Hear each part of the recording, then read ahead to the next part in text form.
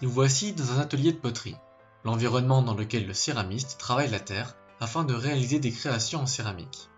Pour atteindre son objectif, le céramiste doit suivre un certain processus de fabrication, dont une étape cruciale est la cuisson de ses pièces. Il utilise pour ce faire un four, mais étant donné la délicatesse du procédé, ce four doit être régulé en température et en temps de cuisson. C'est pour cela que lui est adjoint un boîtier de contrôle qui permet de définir un programme de cuisson à partir d'une courbe de température optimisée pour chaque composition. Voici par exemple un four et son boîtier de commande. L'affichage est pauvre et la configuration peu intuitive.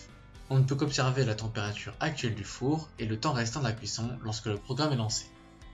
Kiln Regulator 3.0 est donc la solution que nous souhaitons apporter à ces problèmes. À partir d'une application mobile, il est possible de créer des programmes de cuisson et de suivre l'évolution de la cuisson en direct. Un boîtier universel est connecté au four afin de communiquer avec l'application mobile et s'occupe de la régulation en température. Alors en me connectant au four, en fait, j'ai l'ensemble des programmes qui sont enregistrés dans le four. Je peux sélectionner un programme, le modifier ou le visualiser, soit graphiquement, soit de manière tabulaire, en rajoutant des segments, en enlevant des segments, en donnant son nom. Une fois que je suis sûr que c'est le bon programme que je veux lancer, je peux lancer la cuisson, il me demande une confirmation.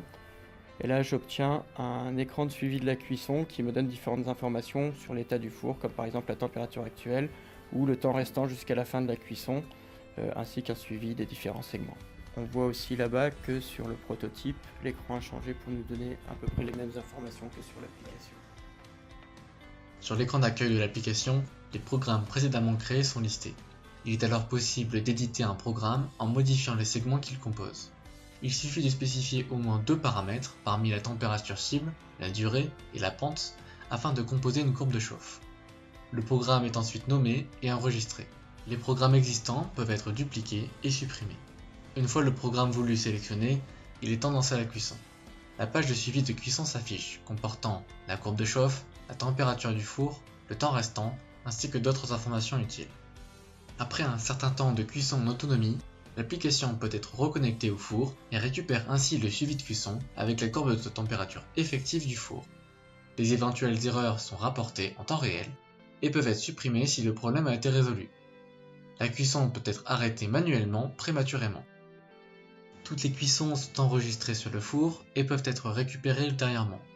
Consulter le déroulement d'une cuisson passée peut aider à préparer une cuisson similaire.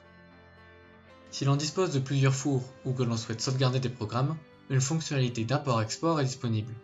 De plus, les programmes peuvent être édités hors ligne sans avoir à se connecter au four afin d'importer les programmes sur le four ultérieurement. Je pense que ça peut être un outil très utile parce que déjà il est beaucoup plus moderne et beaucoup plus ergonomique. Actuellement on est obligé de rentrer la température manuellement, de monter 1 degré par 1 degré.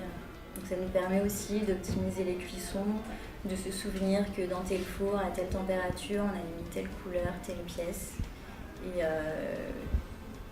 c'est un bon outil, un bon bloc-notes. Ça nous fait gagner du temps. Moi j'attends cet outil avec impatience.